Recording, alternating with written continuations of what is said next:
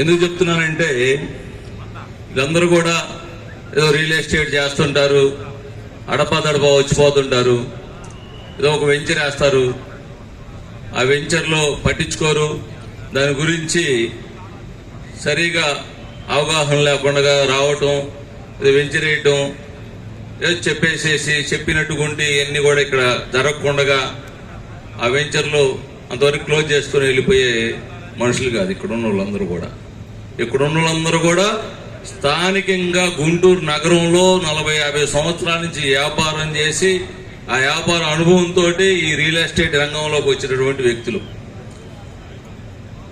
దీనికి అనుకూలమైన ప్రాంతం ఏదనేది అందరం కూడా ఆలోచించిన తర్వాత ఈ పేరేచర్లు అనేది వ్యాపారానికి రేపు రాజధానికి అనుకూలంగా అనేక రకమైనటువంటి ఇప్పుడు హైదరాబాద్ హైవేకి కానీ, అనంతపురం హైవేకి కానీ, ఓఆర్ఆర్ కానీ రాజధానికి దగ్గరగా రేపు ఫ్యూచర్లో దగ్గరగా ఉన్నటువంటిది, అతి తక్కువ రేట్లో ఉన్నటువంటి భూమి ఏదన్నా ఉందంటే ఇది పేరేచర్ల గ్రామం. ఇది అనుకూలమైన గ్రామం అని చెప్పేసి ఈ దోగుబరి గ్రామాన్ని ఎంచుకోవడం జరిగింది.